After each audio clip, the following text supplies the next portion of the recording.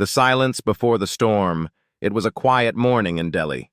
The monsoon clouds had not yet arrived, but the air held a certain weight, like something was about to happen. Sundar Pichai stepped out of the black car that had driven him from the airport to the Prime Minister's residence. He looked calm, dressed in his usual simple clothes, a blue shirt, rolled sleeves, dark trousers, and quiet shoes that made no sound as he walked. But inside, he was not calm. He had returned to India many times after becoming the CEO of one of the biggest tech companies in the world. But this visit was different.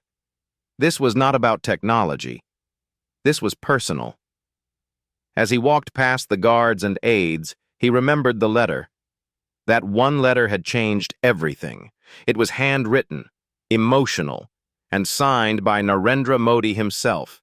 It said, "There is something important I need to show you, something only you will understand. Please come." Sundar had read the letter in California, far away from the narrow streets of Chennai where he grew up. He read it again in the airplane.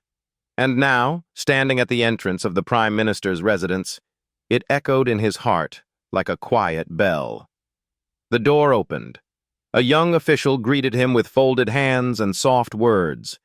He was led through long corridors. The building smelled of wood and history. Paintings of freedom fighters lined the walls. It was not just a house. It was a place where decisions were made. Big ones that shaped lives. He finally entered a room where the Prime Minister waited. Narendra Modi stood near a window. Sunlight fell softly on his face. He looked older than the last time Sundar had seen him, but his eyes still had the same fire, the same calm strength that had made him a leader millions followed. "Namaste," Sundar said quietly. "Namaste, Sundar," Modi replied, with a gentle smile. "Thank you for coming." Sundar sat down, his hands folded in his lap. Modi poured 2 cups of chai himself, not the official chai that staff served in golden cups. This was real chai, hot, strong, in simple clay cups. They drank in silence for a few moments, and then Modi placed an old file on the table between them. "What I'm going to show you," he said softly, "may change how you see yourself, and how the world sees you." Sundar leaned in, confused but curious.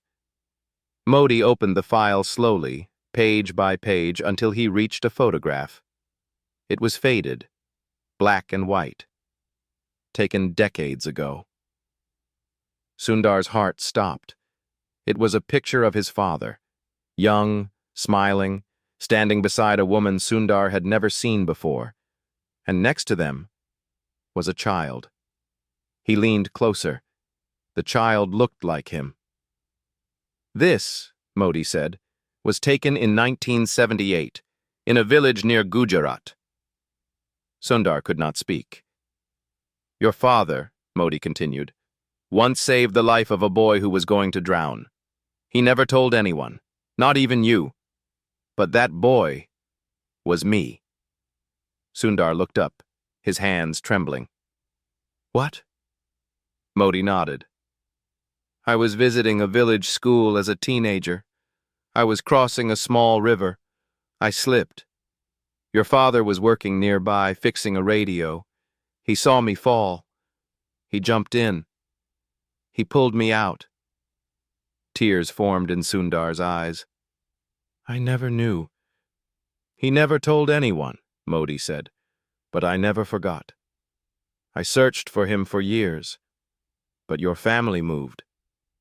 I could not find him. Until recently. Until you became who you are. When I saw you, something told me, there's a deeper story here. And I was right." Sundar sat back, his mind spinning. His father, who had lived a quiet life, who had taken buses to work, who had fixed radios and fans in a small corner shop, who had taught Sundar how to stay humble, how to never shout, how to always listen. His father had saved the life of a future prime minister. The room was silent again. The weight of the moment hung heavy. Then Modi said something that would change the direction of Sundar's life forever. Your father's kindness didn't just save me. It shaped a future. And now it's time for that kindness to come full circle. Sundar looked at him confused. What do you mean? Modi stood up and walked to the window. There is a village, he said. Remote, forgotten, filled with children who dream but have no tools, no internet, no books, no chance. I want you to build something there, not a school, not a lab, something bigger, something human. Sundar was silent. Modi turned to him. You were born in India. You became something outside. Now bring it home. Give those children a reason to believe that they matter. Sundar felt something rise in his chest. It was not pride. It was not duty. It was something deeper. He nodded slowly. Yes, he whispered. I will. But neither of them knew then that this promise would lead to a journey neither could have imagined. A journey that would uncover secrets, test faith, and bring together people from two different worlds. And at the center of it all would be one powerful moment. One moment that would change everything. Even the future. The forgotten village. The next morning, Sundar Pichai sat alone in a quiet room inside the guest wing of the Prime Minister's residence. The file lay open in front of him. The photo of his father still felt like a dream. The words Modi had spoken last night echoed in his mind again and again. Give those children a reason to believe that they matter. He looked out the window. A bird flew past, free and light. But Sundar's heart felt heavy. This was more than a task. It was a responsibility tied to something deeply personal. There was a knock at the door. A senior government official entered with a tablet in his hand and a map on the screen.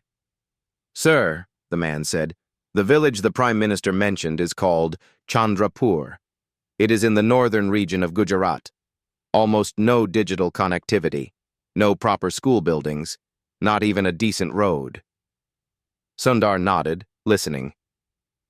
We have tried before, the official added, but no one wanted to invest in such a remote place. The people are good, but they have lost hope. Sundar stood up. We'll go there, he said. Sir, today. I want to see it with my own eyes. The official hesitated, surprised. But the journey. Prepare the route. We leave in 1 hour. By noon, Sundar was on a narrow road in a government jeep, the sun beating down hard. The road turned into dirt.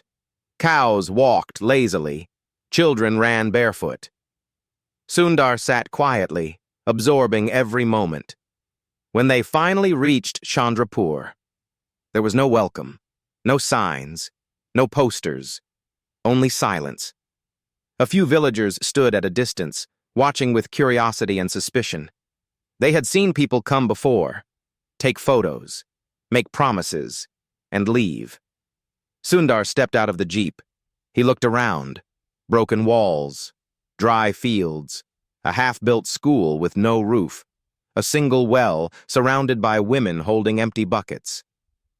And then he saw the eyes of the children. They stared at him with wonder. Not because they knew who he was, but because he had arrived in a car they had never seen. He wore clothes they had only seen in TV ads. He looked like someone from another world. One boy, maybe 10 years old, stepped forward. His clothes were torn, his feet were dirty, but his voice was steady. Are you a movie actor? He asked. Sundar smiled. No, he said gently.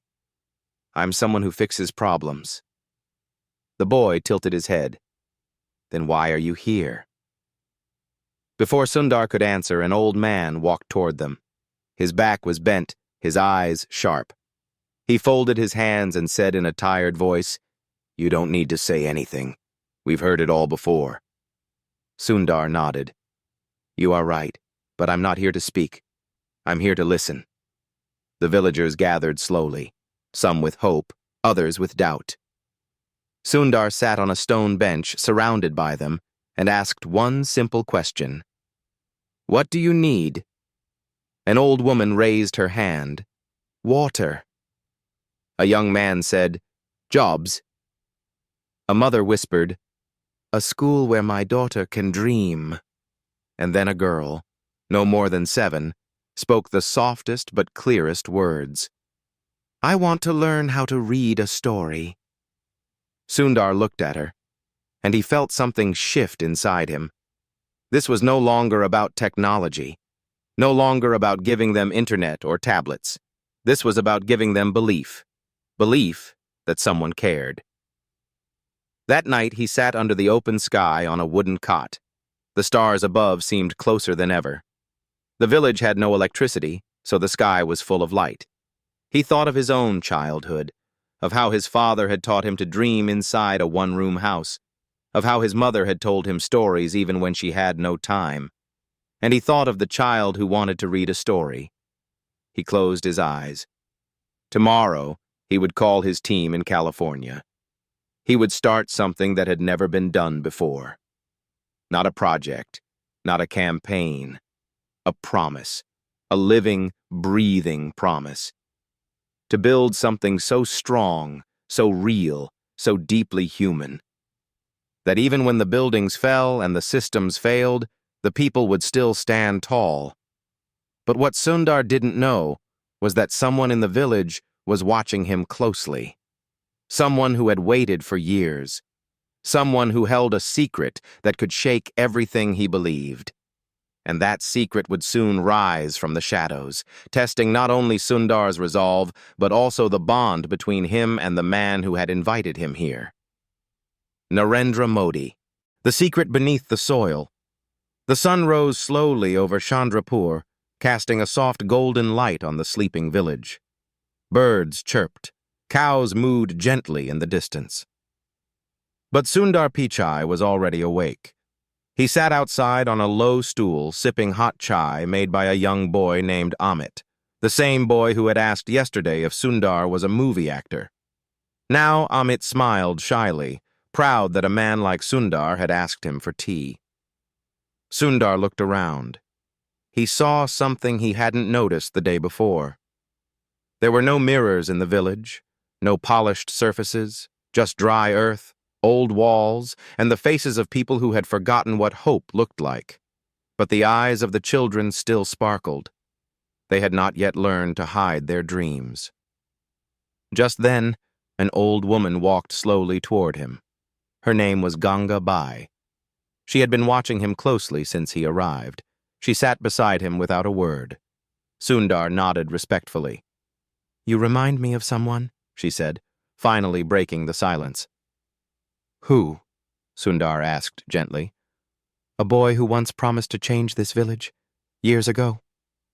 Sundar looked at her. "Did he?" She shook her head. "He disappeared." There was pain in her voice, a wound that hadn't healed. "Do you remember his name?" Sundar asked. "His name was Anuj. He was kind, clever. Said he wanted to build a library here." Sundar leaned forward.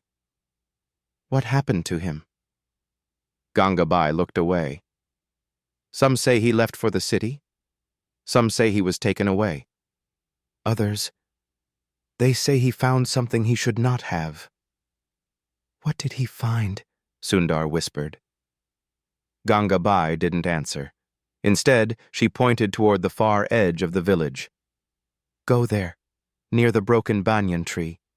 Dig where the roots touch the earth. Maybe then you will understand." Before Sundar could ask more, she stood up and walked away. Later that day, Sundar, accompanied by Amit and a few other curious boys, walked toward the banyan tree. The branches of the tree stretched wide like arms trying to hold the sky. It looked ancient, older than the village itself. They found the spot Gangabai had pointed to, where the roots kissed the ground like fingers frozen in prayer. Sundar knelt down and began to dig. The soil was dry at first, but then it changed, softer, darker, almost like it had been untouched for years. And then his fingers touched something. A box. Small, wooden, locked with a simple rusted latch. Amit gasped. The other boys stepped back. Sundar lifted the box slowly and sat beneath the tree. His heart beat faster. His hands trembled. He opened it. Inside there were papers, hand-drawn diagrams, torn pages from old notebooks, a photo of a smiling boy, probably Anuj, and a letter. He unfolded the letter with care. To the one who still believes, it began. If you have found this, then maybe there is still hope. My name is Anuj. I wanted to build a library in Chandrapur, not just books. I wanted to bring light, knowledge, dignity. But I found something else, something buried deep beneath this village. And they told me to stop.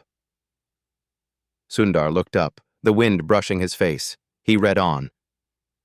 They said there were things here, old documents, secrets, stories about this land, its people, their fight for freedom.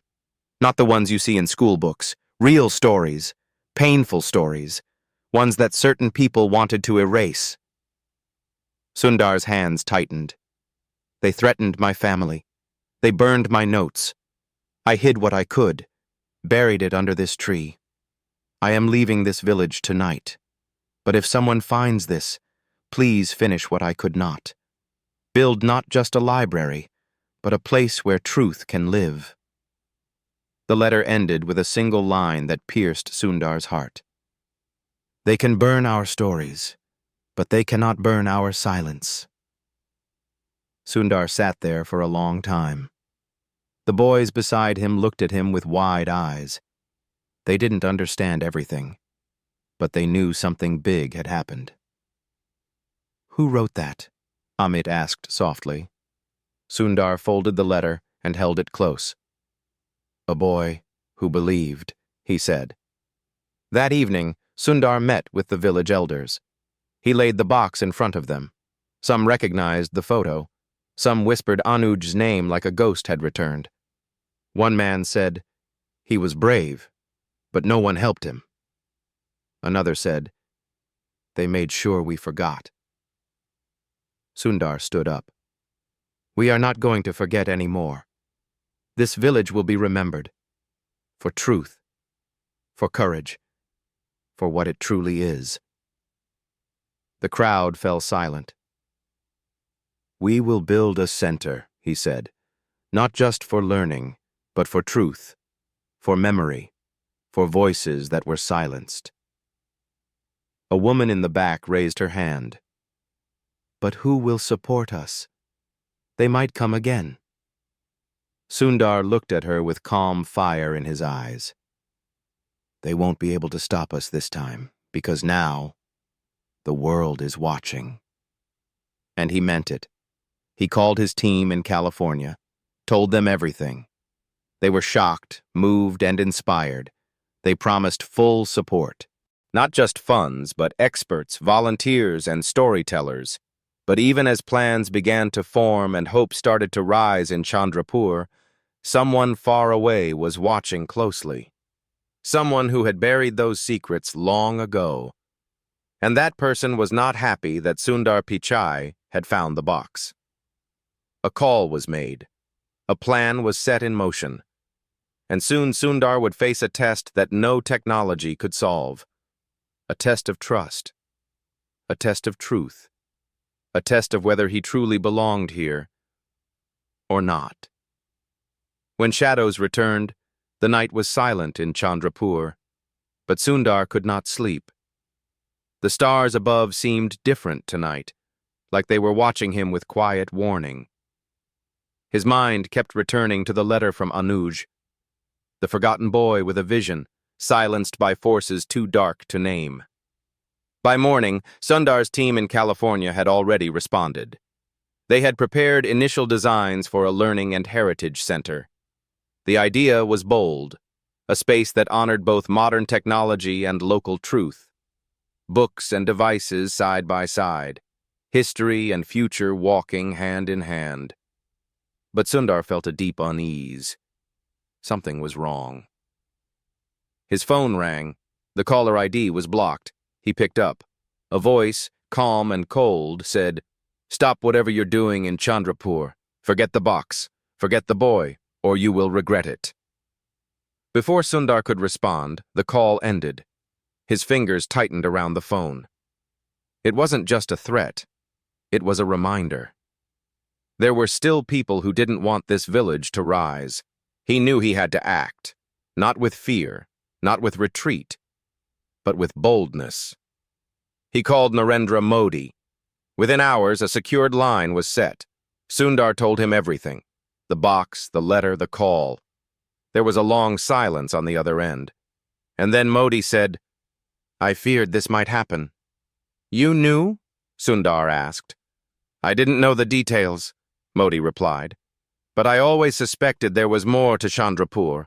My early years in politics brought me near that region. I heard whispers, stories, but I never had proof."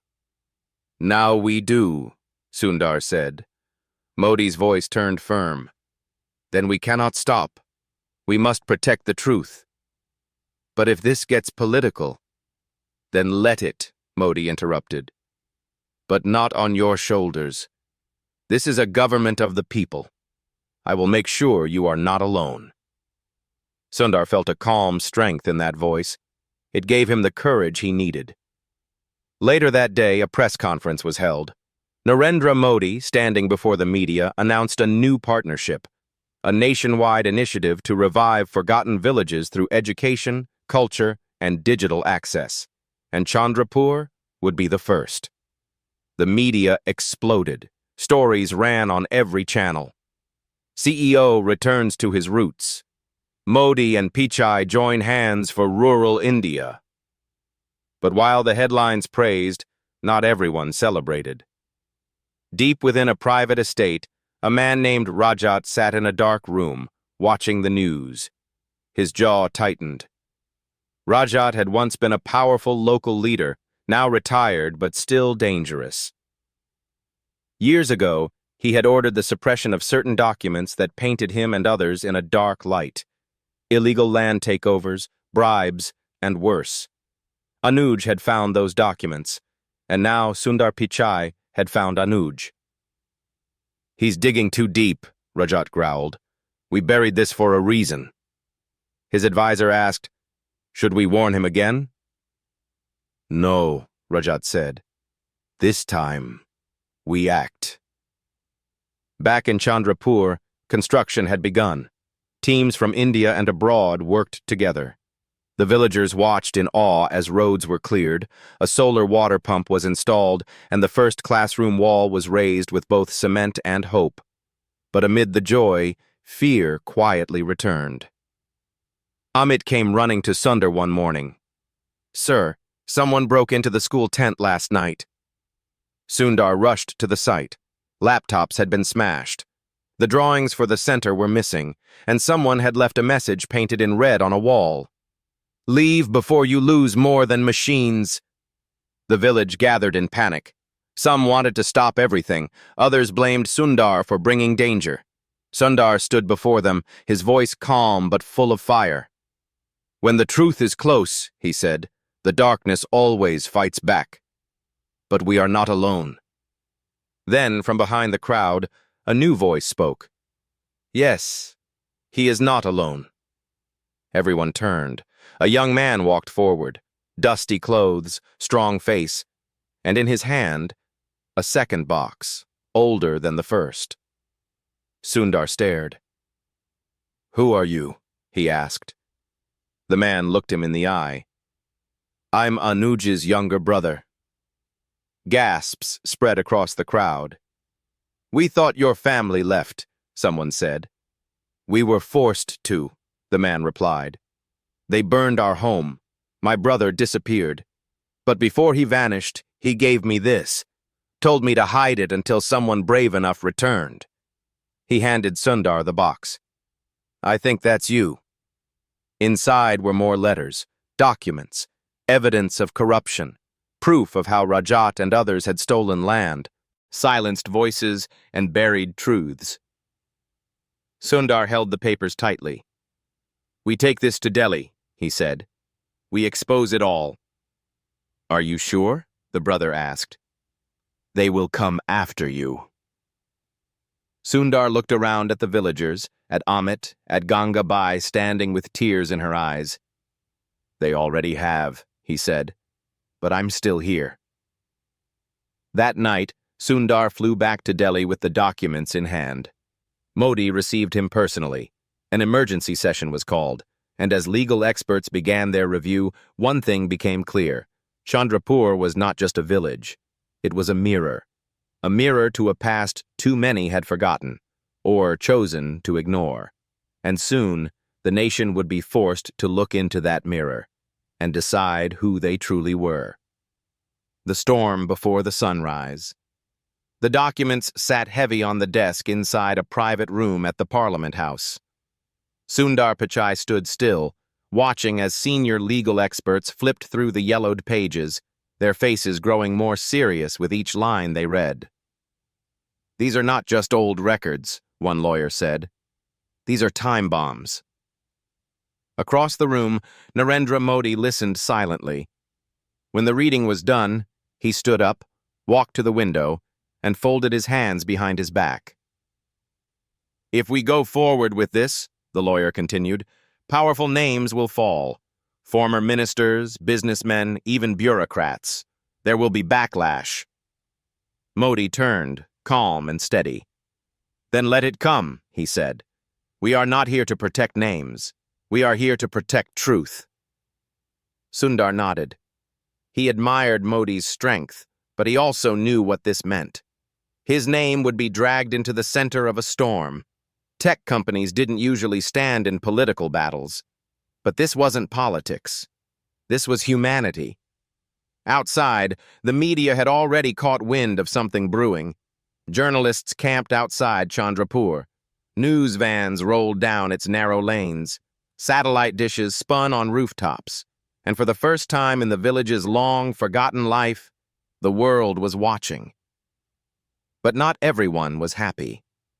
Rajat, the man behind the threats, now sat in a hidden mansion far from Chandrapur. His empire of silence was crumbling. He watched the breaking news reports with a bitter smile. "He doesn't know what's coming," Rajat muttered. His advisor asked, "What will you do?" Rajat's eyes darkened. "If the fire comes, we burn everything." Meanwhile, Sundar returned to Chandrapur. The villagers welcomed him not with celebration, but with quiet support. They had heard about the documents, about the press, about the threats. Gangabai met him at the edge of the village. "You carry a heavy burden now," she said. Sundar replied softly, "It's not mine alone anymore." Together they walked through the half-built center. Walls were rising, and so was courage. Children were painting on blank canvases. Women were learning to use basic smartphones. Elders were telling stories that had never been written before. Amit ran to Sundar, holding a sketch he made, a drawing of Sundar and Modi shaking hands, with the words, "Truth is stronger," written below in crooked letters. Sundar's eyes welled up. "This," he thought, "this is why we fight." But the storm came sooner than expected. One night, fire lit up the edge of the village. Flames rose from the storage shed that held construction tools and solar equipment. Villagers ran with buckets of water. The fire was put out quickly, but the message was clear. Someone wanted to send fear before they sent men. Sundar stood before the burned shed. No police, no media, just the villagers and smoke. He turned to them and said in a calm but powerful voice, "You cannot stop fire with fear. You stop it with light." And then he made a decision that surprised even Modi. He went live. Right there, with his phone camera, Sundar opened a live stream. He stood in front of the burnt ashes and spoke directly to the world. "My name is Sundar Pichai. I was born in India. I was raised with honesty. And today, I stand here not as a CEO, but as a son of this land. This village has been threatened. Its people have been silenced. But today, they speak again. We will build. We will remember. And we will never run. Within minutes, millions watched. Comments flooded in. Support poured from all corners of the world. Modi called him immediately after the stream ended. "You just woke the nation," he said. But Sundar's heart was heavy. He had walked into something deeper than he ever expected. This wasn't just about a forgotten village anymore. It was about the soul of a country. The next morning, Modi made the documents public. In a national broadcast, he addressed the nation. He told the truth about the corruption, the cover-ups, the silenced voices. He praised Sundar for his courage and called upon every citizen to protect places like Chandrapur, to lift the hidden corners of the nation into light. Some called it bold, others called it dangerous. But none could ignore it. Arrests followed. Old names appeared in courtrooms. Files once hidden were now being read aloud on national television. Meanwhile, in Chandrapur, something unexpected happened. People from nearby villages began to arrive. Some brought food, others brought tools. Some came with nothing but a willingness to help. They painted walls, they cleaned roads, they planted trees. One old man said, "We watched this place die. Now we want to watch it live." But even as hope returned, Sundar received one final message. A note slipped under his door. Handwritten. No name. It read, "Your father saved a boy. You saved a village. But not everyone wants to be saved. Soon, you will face your final choice. And it will not be about truth. It will be about someone you love." Sundar read the note again. His hands grew cold. This was no longer about documents. This was personal. He didn't know who sent it, but he knew what it meant. The fight was not over. It was just entering its most dangerous phase. A silence too loud the days that followed moved like shadows, quiet on the surface, but filled with unseen movement underneath. Chandrapur was now alive with energy, but Sundar Pichai felt a strange stillness inside him. He had not told anyone about the note, not Amit, not Gangabai, not even Modi. He kept it folded in his pocket like a secret heartbeat. The warning was clear. The next strike would not be about villages or documents. It would be about someone he loved. Sundar sat under the same banyan tree where he had found Anuja's box. Birds sang above him. The children were laughing nearby. He should have felt peace, but he didn't. His thoughts kept drifting to his family, his wife in California, his children, his mother who still lived in Chennai. What if the message was more than a threat? He picked up the phone and made 3 calls, one to his wife, one to his mother, and one to a private security team in the U.S. Just routine precautions, he told them, but his voice cracked slightly. That evening, the villagers gathered in the open field. It was a celebration. The first classroom was ready. The library had shelves. The electricity now came from solar panels built with the help of tech volunteers. Amit stood at the front with a notebook in hand. He read out a poem he had written. "We lived in dust, we dreamed in dark, but someone came and lit a spark." The crowd clapped. Some cried. Sundar smiled, the kind of smile that hides weight. Just then, his phone buzzed. A message. Unknown number. One image. It was a photograph of his mother, sitting alone on a park bench. The background was Chennai.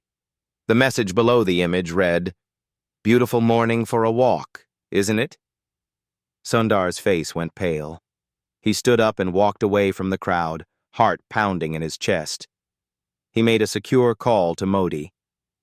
"They've reached my mother," he said quietly. Modi's tone changed immediately. "Are you with her?" "No," I'm here in Chandrapur. Do not move alone, Modi said. I'll deploy protection to Chennai within the hour. This is more than threats now, Sundar said. They're watching her. And you, Modi replied. You have shaken a very old tree. Snakes don't like being dragged into light. That night, Sundar couldn't sleep. He kept staring at the photo of his mother. His mind was in war. Half wanted to get on a plane and bring her to safety. The other half knew if he did that, the people behind the threat would win. And then, something strange happened. A young girl knocked on his door. It was the same girl who once said she wanted to read a story. She held a piece of paper. Her hands shook.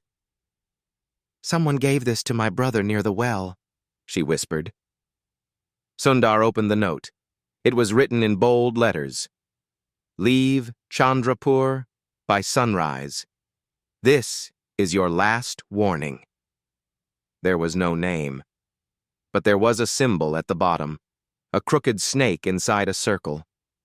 He had seen that symbol once before, in one of the files from Anuj's box. He rushed to the banyan tree, opened the second box again, searched through the pages. There it was, the same snake symbol on a document describing a secret group from decades ago. They weren't just corrupt politicians. They were a hidden network that controlled land, silenced whistleblowers, and buried history. They called themselves the Quiet Circle. And now they had spoken again. Sundar called Modi. They want me gone by sunrise. Modi paused. Do you want to leave? Sundar was silent. Then he said, No, but I don't want to lose anyone because of me. Modi replied, Then let's do something they don't expect.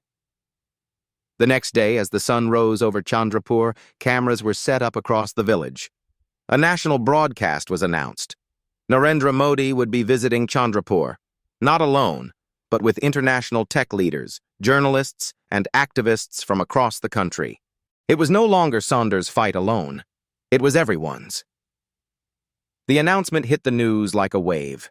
People began arriving, buses filled with students, reporters from foreign channels, teachers from Delhi, volunteers from Bangalore. And yet, Sundar knew this was the moment the Quiet Circle would act. They would not allow this village to become a symbol. They would not allow truth to become viral. And they would definitely not allow Sundar to live in peace. And then it happened. A truck carrying materials for the center exploded 2 miles outside the village. No one was killed, but the message was clear. This was war. Sundar stood in the field that night under the stars. The villagers were afraid again. Some whispered that maybe he should leave. Maybe this was too dangerous. But Sundar raised his hand and said something they would never forget. If we walk away now, we will never stop running. We don't win by being louder. We win by standing still, standing strong, standing true. And then a voice from the back shouted, Then we stand with you. Another joined, then another, until the entire crowd, men, women, children, stood together in silence. No fists, no flames, just eyes filled with light. They had been forgotten for years, but now they had remembered who they were. And so had Sundar. The next morning, Modi's helicopter landed. And what happened next would shake the entire nation. But it would also reveal something so deeply personal, so unexpected, that Sundar would never be the same again. Because Modi had brought something with him. Someone. And when Sundar saw her, he dropped to his knees in shock. The face from the past. The roar of the helicopter faded into the rising sun. Dust swirled in the air as Narendra Modi stepped out, surrounded by tight security and quiet tension. But the real storm had already started inside Sundar Pichai's heart, because behind Modi stood his mother. But she was not alone. An elderly man walked beside her. fragile, with a tired frame and trembling hands. Sundar stared at him. His legs refused to move. His breath stopped.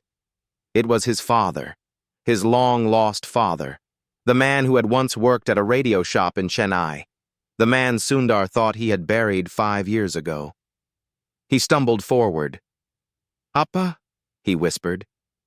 His father smiled faintly. "I never died, Sundar," he said softly. "I disappeared. To protect you."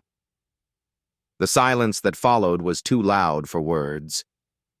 Sundar dropped to his knees and buried his face in his father's lap like a lost child who had waited years to come home. His father placed a hand on his head. "I never wanted to leave, but there were things I could not fight, and if I stayed, they would have used me to control you." Narendra Modi stood nearby, letting the moment breathe. He had known for months, but he waited until the right time, until Sundar was ready. "I found him in a remote care home in southern India," Modi finally said, "under a different name, hidden by people who knew what he once did." Sundar looked up, his eyes still wet. "What did he do?" Modi looked at Sundar's father, and then the truth came like lightning in the middle of a storm. Sundar's father was the real source of the secret documents. Years ago, while working on radios for government buildings, he had overheard conversations, copied documents, saved files. But he never shared them, not even with his family. Until one day, a young boy named Anuj came to his shop, talking about building a library, and Sundar's father gave him the truth. "Anuj was brave," Sundar's father said, his voice cracking, "but too young to hide from what came next. They silenced him, and they came for me." He paused, pain deep in his eyes. "I couldn't protect him, but I thought I could protect you." The truth shattered every wall Sundar had built around his heart. All this time, he had believed he rose because of hard work. And yes, he had worked hard. But there was also a hidden cost. A sacrifice made in the dark, paid by someone who walked away so Sundar could walk forward. "You saved Modi once," Sundar whispered. His father nodded. "But I didn't save you when you needed answers." "You did," Sundar said. "You saved me by showing me what matters." Later that day, a public ceremony was held in Chandrapur. The Learning and Heritage Center was officially opened. The villagers stood proud. Children carried books and tablets. Elders lit lamps that once symbolized faith. Now they symbolized fire. Narendra Modi spoke first. "Chandrapur is not just a place. It is a reminder. That history lives in silence, and truth rises when we choose to listen." And then Sundar spoke. He did not speak as a CEO. He spoke as a son.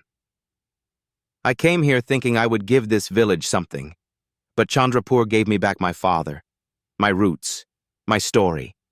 And I promise you every child here will now have a place to read, to learn, to speak, and never be silenced." The crowd applauded, not out of habit, but from the heart.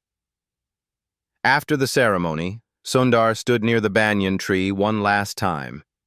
Amit joined him, holding a brand new tablet. "Can I write our stories now?" Amit asked. Sundar smiled. "Yes, and one day you will teach others how to write theirs." As the sun set, casting golden light across the village, Sundar's father stood in the doorway of the new library. He looked tired, but peaceful. Modi stood beside Sundar and said, "You've changed more than a village. You've started something no one can stop now." And Sundar knew it was true. What began as a mysterious letter had led to the rebirth of a forgotten land. What began as a mission became a memory. What began with silence ended with voices rising. And though Sundar would return to California and the world of technology, he would never be the same. Because now, in the heart of India, a banyan tree stood tall, and beneath it, the past and future had finally shaken hands.